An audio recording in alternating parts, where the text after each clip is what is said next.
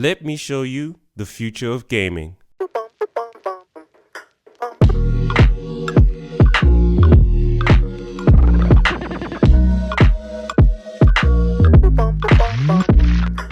What is good, my fellow mashers? Today we are going to be reviewing QRD's Maestro S3 Leverless controller and its wireless PS5 converter called the Blackpill.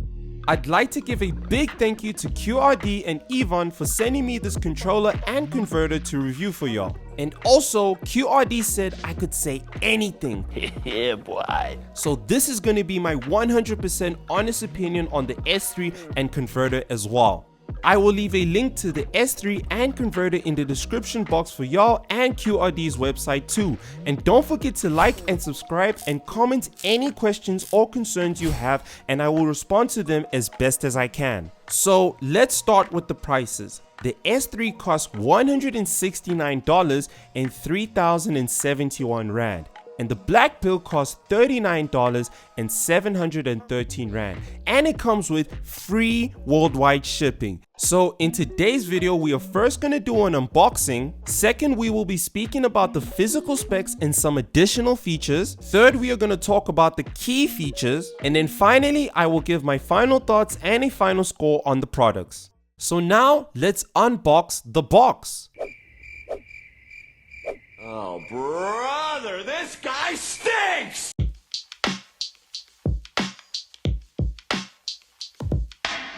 So this is what the box packaging looks like, and let's cut it open to get a closer look at the box itself. So I was a bit afraid the S3 was damaged because the box had a dent on the side, but everything was perfectly fine. So the first thing you'll see when you open the box is the S3 itself. And then when you remove the S3, you will find the multicolored keycaps and the Blackpill converter in its own small packaging. Then finally, when you remove the S3 out this black plastic, you will find a user manual, a mobile phone attachment accessory, and a 2.5 meter USB Type-C connection cable. Now let's take a look at the Blackpill wireless adapter and converter, which is a small USB that connects to your gaming device. This is what is written on the one side, and it has a button on the other side, and here's what it sounds like when I click it in ASMR mode. Whoa. And here is the multicolored keycaps package as well. And finally, the main event, this is what the S3 looks like unpacked. A very clean and minimal look to it. Now that we're done with the unboxing, let's put on our nerdy SpongeBob glasses and take a look at the physical specs of the S3.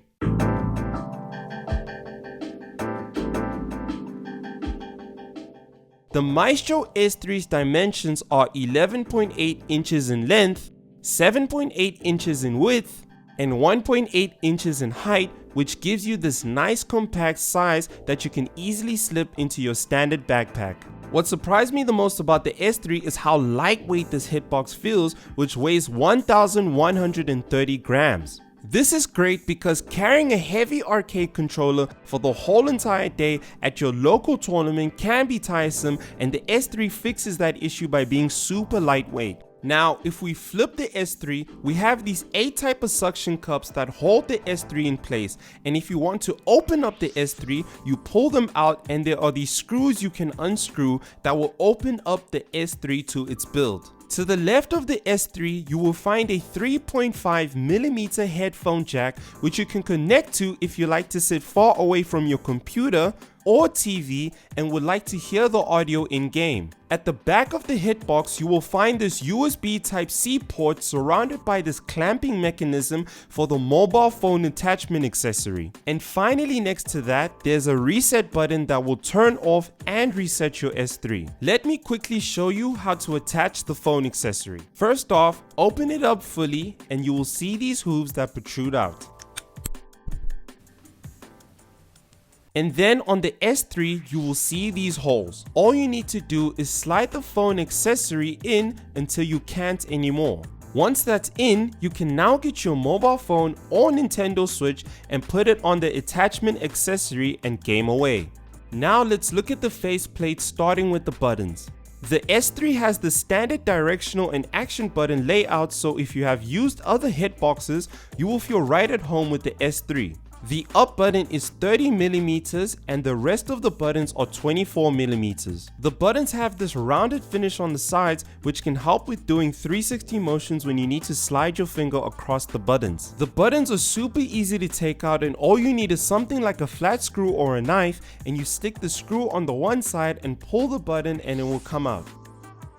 The micro switches on the inside are hot swappable, meaning you can fully change the switches and customize the S3 to your heart's content. And to finish all this off, the buttons are covered in RGB lights which make the S3 really pop and give it character. For this video, I'll be switching to the multicolored keycaps, and I've organized the colors to the Street Fighter 6 layout I use, which is this. And finally, the switches are super silent and the S3 gives off this very satisfying arcadey sound, and here is an ASMR of what it sounds like being pressed with different amounts of pressure.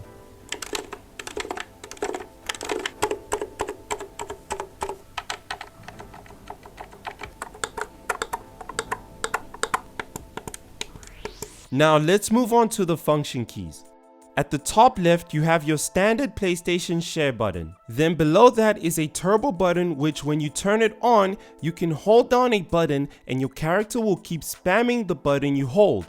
When you turn it off, which is the default setting, you can hold down a button and your character will only press the button once when you hold a button. You will see the LED light flicker to indicate it has switched between turbo on and turbo off. Below that, we have your standard PlayStation L3 button. Then to the top right, you have your PlayStation options button or start button depending on what device you play on. Then below that, you have your Q button, which is your PlayStation home button or Xbox home button, and a cool feature is you're able to turn on your PlayStation 4 or 5 when the S3 has been connected. Then the last button below that is your standard R3 button. And then in the center, you have a PlayStation touchpad with the nice QRD logo on it. Now let me teach you how to make the S3 work with PlayStation 5 only fighting games. First, turn on your PlayStation and log in with a standard PS5 controller. Then go into your settings, which is this gear symbol. Now scroll all the way down until you see the accessory tab and click on it. Then scroll down to controller general and click on it. And scroll down to your communication method. Then select use USB cable. Now grab your Blackpill converter and stick it into your PlayStation. The Blackpill will start to flash red. Your PlayStation will then detect a DualSense is trying to connect, meaning the Blackpill is working, but now we need to pair the Blackpill to the S3. To do that, press and hold the button on the S3 until it starts flashing red quickly. The very fast flashing indicates the Blackpill is in pairing mode. Now take your S3 and press and hold the share and Q button at the same time. Your S3's LED light will quickly flash, and this means it has paired with the Blackpill. Then press the Q button again and your S3 will connect as a DualSense controller.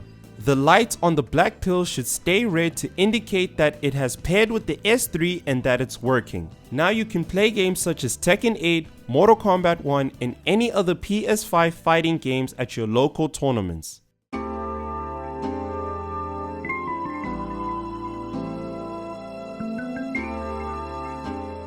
So let's start off with addressing the elephant in the room. The S3 supports wireless gaming, and this is a really neat key feature because this means you can do on-the-go gaming. It can keep your desk space neat and clean with no wire trying to connect to your gaming device, and its Bluetooth range is far enough for you to game even in your TV room. The battery life lasts for a whopping 8 hours, and the S3 only requires 3 hours to fully charge it due to it having fast charging features. But if you prefer to be wired up, the S3 also offers this feature as well for you, so you're always plugged in to play. The S3 also has 8 different types of RGB lighting settings, and you are able to set it to whatever color you want by simply pressing the L3 and R3 buttons at the same time.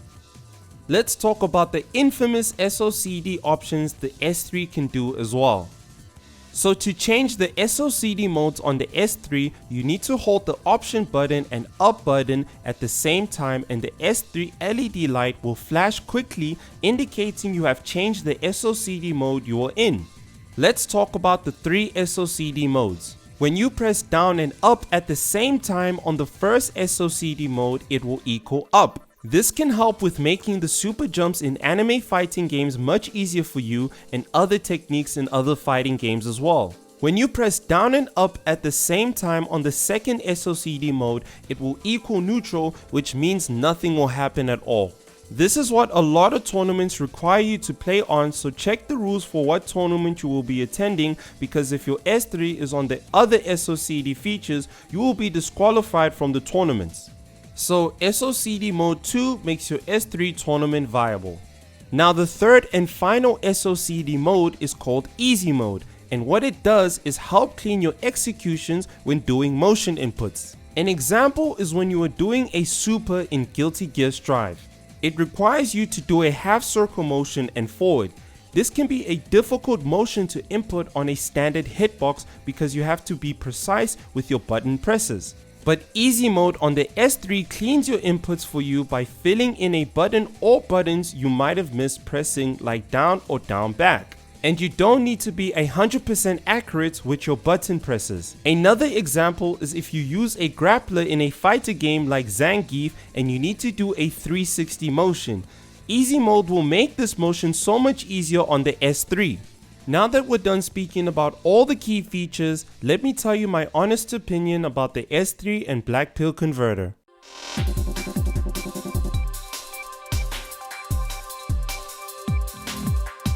Now, I'll be real with y'all.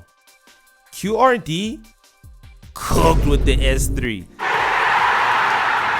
This is so incredibly impressive for their first ever Leverless controller. First off, I love all the added on accessories and features that QRD are trying to push forward for Leverless controllers, and I feel like it's a step in the right direction. Because Leverless controllers are mostly targeted at professional players that need the fastest response time in fighting games, the best ergonomics, button accessibilities, and so much more. But the S3 brings in the casual audience by being wireless and being able to play in your TV room with your friends, or you just have it on the go and whip it out of your bag because it's so compact and light. But then it also allows you to become a sweaty player by having all these SOCD functions and hot swappable switches. The buttons are super satisfying to press on, and they give off this really nice clickety clackety sound, and the RGB lights that surround the buttons are such eye candy, and it's something that everyone will see and be drawn to and be like, dude, sick hitbox, where did you get it?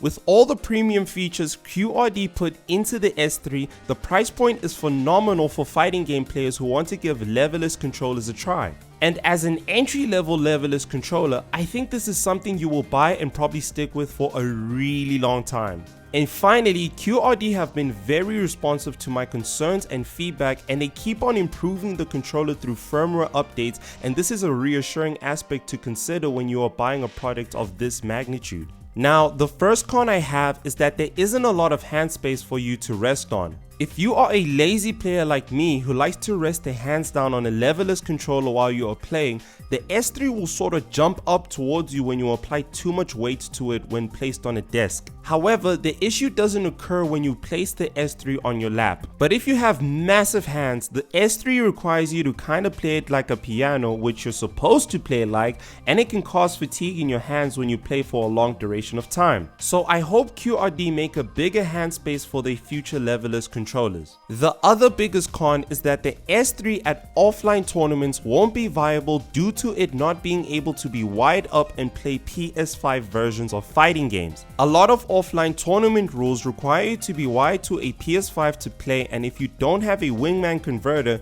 then they won't let you play with it. But if you are a casual gamer and you're just trying to reach the highest rank or compete in some offline tournaments, and if your local tournaments aren't super strict, then I highly recommend getting QRD's Maestro S3 Leverless controller and Blackpill converter. It's a really good buy with an agreeable price point for a leverless controller with lots of features you will use depending on what game you play, and I really recommend it to casual fighting game players who are trying to take their game more seriously. But for those who are pro players trying to win major tournaments, I don't recommend it at all. And with all that being said, I'm gonna give the Maestro S3 a 4.5 out of 5 Shoryukens rating. And if you're interested in getting one yourself, QRD's website will be in the description box below. Well, I hope you enjoyed the video, and don't forget to leave a like and subscribe to the channel for more fighting game content. And I'll see you in the next one, so take it easy everyone.